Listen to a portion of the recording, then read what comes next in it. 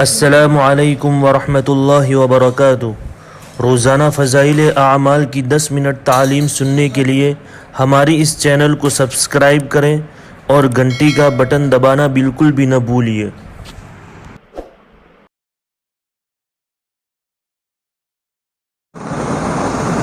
بسم اللہ الرحمن الرحیم۔ ہمارا کل مضمون جو آدھا رہ گیا تھا، میں نے کل کہا تھا کہ آئندہ مضمون جو ہے وہ کل کے سبق کے اندر پورا کر دیا جائے گا، تو انشاءاللہ جو ہے اس کو ہم آج وہیں سے شروع کرتے ہیں جہاں سے باقی تھا۔ ایک صحابی حضور صلی اللہ علیہ وسلم کی خدمت میں حاضر ہوئے ہیں کہ آپ کی محبت مجھے میری جان و مال اور اہل و عیال سے زیادہ ہے۔ میں اپنے گھر میں ہوتا ہوں اور آپ کا خیال آ جاتا ہے تو صبر نہیں آتا۔ کیسی محبت ہوگی؟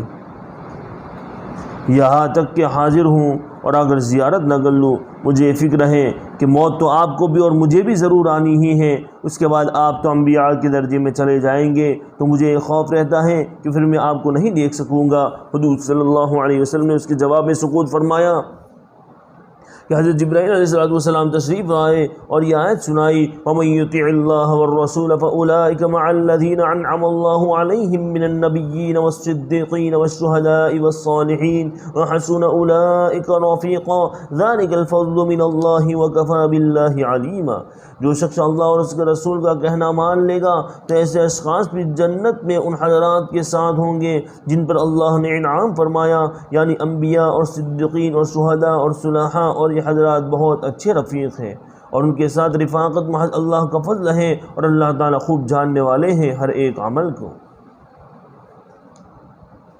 اس قسم کے واقعات بہت سے صحابہ کرام رضوان اللہ تعالیٰ علیہ مجمعین کو پیش آئے اور آنا ضروری تھے۔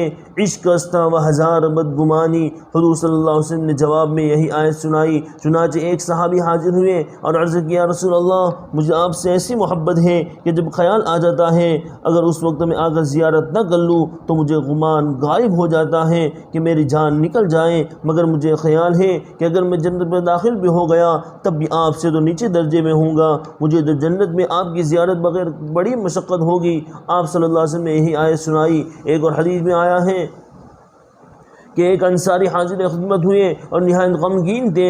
حضور صلی اللہ علیہ وسلم نے فرمایا، غمگین کیوں ہو؟ عرض کیا، رسول اللہ ایک سوچ میں ہوں۔ آپ صلی اللہ علیہ وسلم نے دریافت فرمایا، کیا سوچ ہے؟ عرض کیا، رسول اللہ ہم صبح شام حاضر خدمت ہوتے ہیں، آپ کی زیارت سے محظوظ ہوتے ہیں، مطلب آپ کی زیارت کرتے ہیں،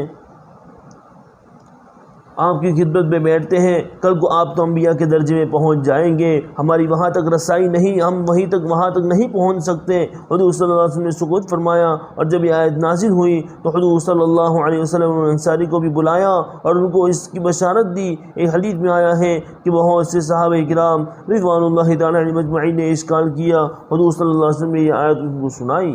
ایک حدیث میں ہے صحابہ کرام رضوان اللہ تعالیٰ علیہ مجمعین نے عرض کیا، یا رسول اللہ یہ تو ظاہر ہے کہ نبی کو امتی پر فضیلت ہے اور جنت میں اس کے درجہ اونچے ہوں گے، تو پھر اکٹھا ہونے کی کیا صورت ہوگی؟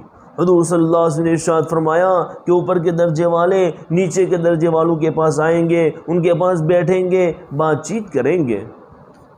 حضور صلی اللہ علیہ وسلم کا ارشاد ہے کہ مجھ سے بہت محبت کرنے والے بعض ایسے لوگ ہوں گے جو میرے بعد پیدا ہوں گے، اور ان کی یہ تمنا ہوگی کہ کاش اپنے اہل و عیال اور مال کے بدلے میں وہ مجھے دیکھ لیتے۔ خالد رضی اللہ تعالیٰ عنہ کی بیٹی عبدہ رحمۃ اللہ علیہ کہتی ہیں کہ میرے والد جب بھی سونے لیٹتے تو ادھر آنکھ نہ لگتی اور جاگتے رہتے، حضور صلی اللہ علیہ وسلم کی یاد اور شوق و اشتیاق میں لگے رہتے، اور مہاجرین اور انصار صحابہ اکرام کا نام لے کر یاد کرتے تھے اور یہ کہتے تھے کہ یہی میرے اصول و فراع ہیں، یہی میرے اصول و فروع ہیں، یعنی بڑے اور چھوٹے، اور ان کی طرف میرا دل کھینچا جا رہا ہے۔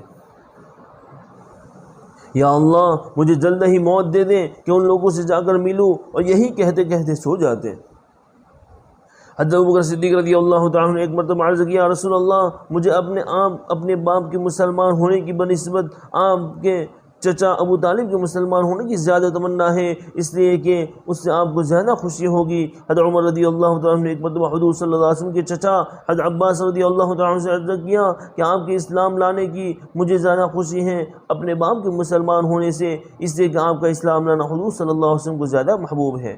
حضرت عمر رضی اللہ تعالیٰ عنہ ایک مرتبہ رات کو حفاظتی گشت فرما رہے تھے کہ ایک گھر میں سے چراغ کی روشنی محسوس ہوئی اور بوڑھیا کی آواز کان میں پڑی جو اون کو دھنتی ہوئی اشعار پڑھ رہی تھی، جن کا ترجمہ یہ ہے کہ محمد صلی اللہ علیہ وسلم پر نیکیوں کا درود پہنچے اور پاک صاف لوگوں کی طرف سے جو برگزیدہ ہوں ان کا درود پہنچے۔ بے شک یا رسول اللہ، آپ راتوں کی عبادت کرنے والے تھے اور آخری راتوں کو رونے والے تھے، کاش مجھے معلوم ہو جاتا کہ میں اور میرا محبوب کبھی اکٹھا ہو سکتے ہیں یا نہیں، اس لیے کہ موت مختلف حالتوں میں آتی ہے، نہ معلوم میری موت کس حالت میں آئے اور حضور صلی اللہ علیہ وسلم سے مرنے کے بعد ملنا ہو سکے یا نہ ہو سکے۔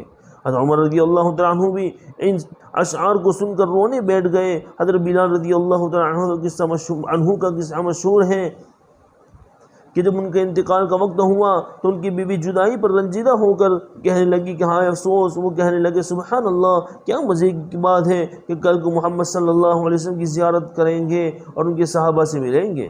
حضرت زید رضی اللہ تعالیٰ عنہ کا قصہ باب نمبر 5 کے قصہ نمبر 9 میں گزر چکا ہے کہ جب ان کو سولی دی جانے لگی تو ابو سفیان نے پوچھا کیا تجھے گوارا ہے کہ ہم تجھے چھوڑ دیں اور تیرے بجائے خدا نخواستہ حضور صلی اللہ علیہ وسلم کے ساتھ یہ معاملہ کریں؟ تو زید رضی اللہ تعالیٰ عنہ نے کہا خدا کی قسم مجھے یہ بھی گوارا نہیں کہ حضور صلی اللہ علیہ وسلم اپنے دولت قدی پر تشریف فرما ہوں اور وہاں ان کے کانٹا چبھ جائیں اور میں اپنے گھر آرام سے رہ سکوں۔ ابو سفیان کہنے لگا کہ میں کبھی کسی کے ساتھ اتنی محبت کرتے نہیں دیتا جتنی محمد صلی اللہ علیہ وسلم کی جماعت کو ان سے ہے۔ تنبیہ: علماء نے حضور صلی اللہ علیہ وسلم کے ساتھ محبت کی مختلف علامات لکھی ہیں۔ قاضی عیاض رحمۃ اللہ علیہ فرماتے ہیں کہ جو شخص کسی چیز کو محبوب رکھتا ہے اس کو ما سوا پر ترجیح دیتا ہے، یہی معنی محبت کے ہیں، ورنہ محبت نہیں، محض دعویٰ محبت ہے۔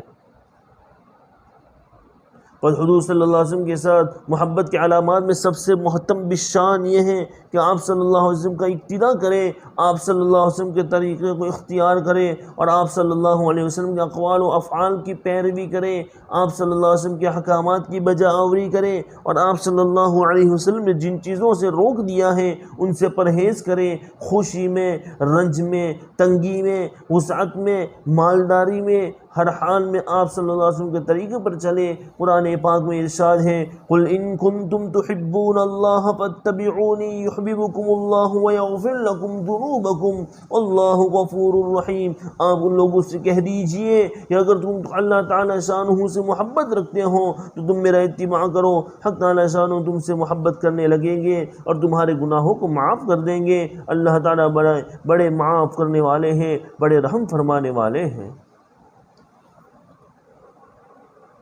السلام علیکم ورحمۃ اللہ وبرکاتہ۔